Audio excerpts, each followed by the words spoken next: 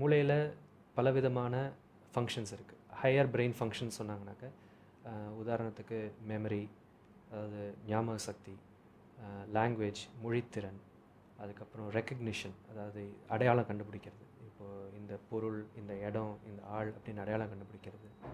அது தவிர ஒரு செயலை செய்யணுன்னாக்க அந்த கோஆர்டினேஷன், ப்ராக்சிஸ்னு சொல்லுவாங்க. அதாவது நம்ம அதை மசில்ஸ்லாம் கோஆர்டினேட் பண்ணி ஒரு ஆக்ஷனை செய்கிறது நம்ம பிரெயின் தான். அதை தவிர பிளானிங் அண்ட் ஆர்கனைசேஷன், நம்ம என்ன செய்யணும், எப்படி செய்ய போகிறோம்னு ஒரு ஆர்கனைஸ் பண்ணி பிளான் பண்ணி நம்ம செய்கிறதும் நம்ம பிரெயின் ஃபங்க்ஷன்ஸ்.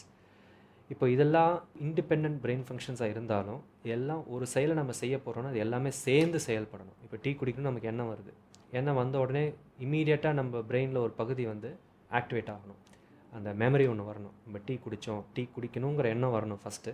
அடுத்தது எங்கே டீ சாப்பிட்டா நல்லா இருந்தது, நம்ம வந்து அந்த கடையில் டீ சாப்பிட்டோம், அந்த டீ நல்லா இருந்தது, நம்ம அம்மா போட்டு கொடுத்த டீ நல்லா இருந்தது அப்படிங்கிற ஒரு ஒரு எண்ணம் வரும், ஒரு மெமரி இருக்கும்.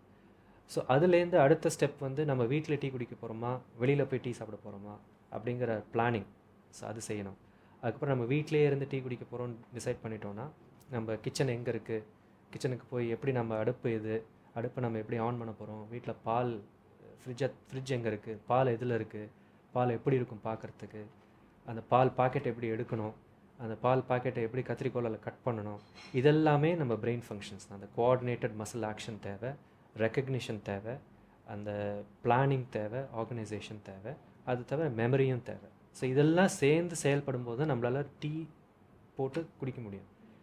இது மாதிரி ஒரு சிம்பிள் ஆக்டிவிட்டிக்கே நம்ம பிரெயின் ஃபங்க்ஷன் இதெல்லாம் சேர்ந்து செயல்படணும்னா இன்னும் காம்ப்ளெக்ஸாக நம்ம ஆக்டிவிட்டீஸ் போக போக பிரெயின் ஃபங்க்ஷன்ஸ் இன்னும் வந்து கோஆர்டினேட்டடாக நிறையா செய்ய வேண்டி இருக்கும்.